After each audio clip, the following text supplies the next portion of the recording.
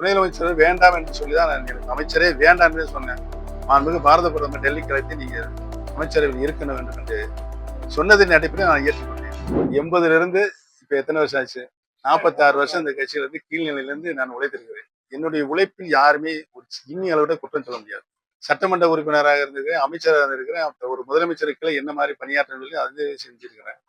நானே முதலமைச்சராக இருந்து நானே இன்னொரு முதலமைச்சராக வருவதற்கு சரி எனக்கு மிகுந்த பெருத்த ஆதரவு. நான் 54% இருந்தது, அவருக்கு வெறும் 4% இருந்துச்சு. அதையும் பொறுத்து கொண்டுதான் நான் துணை முதலமைச்சர் இருந்தேன். துணை முதலமைச்சர் வேண்டாம் என்று சொல்லிதான் நான் எனக்கு அமைச்சரே வேண்டாம் என்று சொன்னேன். மாண்புமிகு பாரத பிரதமர் டெல்லிக்கு அழைத்து நீங்க அமைச்சரவையில் இருக்க வேண்டும் என்று சொன்னதின் அடிப்படையில் நான் ஏற்றுக்கொண்டேன். அதற்குரிய மரியாதை இல்லை, அதையும் பொறுத்து கொண்டேன். என்னென்ன அவமரியாதை பண்ணாங்களோ அதை எல்லாமே பொறுத்து கொண்டுதான் இந்த இயக்கத்திற்காக நான் பணியாற்றினேன். எந்த சூழ்நிலையும் என்னால் எந்த பிரச்சனையும் வரக்கூடாது.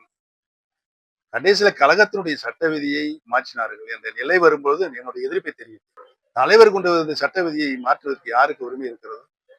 எந்த விதியை வேணாலும் திருத்தலாம். ஆனால் இந்த ஒரு விதியை மற்றும் கழகத்தினுடைய அடிப்படை தொண்டர்கள் தான் பொதுச் செயலாளரை தேர்ந்தெடுக்கப்பட வேண்டும், தேர்தல் மூலமாக தேர்வு செய்யப்பட வேண்டும் என்று சொன்ன விதி. அதற்குரிய காரணம் என்ன என்பது உங்களுக்கு தெரியும். அவரை திமுகவிலிருந்து விலக்குகின்ற பொழுது 18 மாவட்ட செயலாளர்கள் விளக்கினார்கள். அந்த நிலை அனைத்து இந்திய அண்ணா முன்னேற்ற கழகத்துக்கு வரக்கூடாது. அனைத்து தொண்டர்களுக்கும் அந்த உரிமையை நான் தருவேன். பொதுச் செயலாளரை தேர்ந்தெடுத்து விட்டுதான் அந்த பொதுச் செயலாளர் பதவியில் அமர்ந்ததற்கு பின்னதான் ஊரக உள்ளாட்சி கிளைக்கழக தேர்தல், பேரூராட்சியினுடைய கிளைக்கழக தேர்தல், நகராட்சியினுடைய கிளைக்கழக தேர்தல், மாநகராட்சியுடைய கிளைக்கழக தேர்தல் அந்த பொதுச்செயலாளர் நடத்தப்பட வேண்டும் என்றுதான் விதி. இந்த விதியை மாற்றுவதற்கு யாருக்கு? விதியை மாற்றக்கூடாது என்ற விதியை வகுத்து தந்த இந்த கட்சியை உருவாக்கிய புரட்சி தலைவரை எழுதிவிட்டு கொடுப்பதை மாற்று செய்வதற்கு நீங்கள் யார்? அதைத்தான் நான் கேள்வி கேட்டு கோர்ட்டுக்கு போயிருக்கிறேன். கோர்ட்டுக்கு போயிருக்கேன்னா இப்ப நடந்துட்டு இருக்கு, சட்ட போராட்டம் நடந்துட்டு இருக்கு.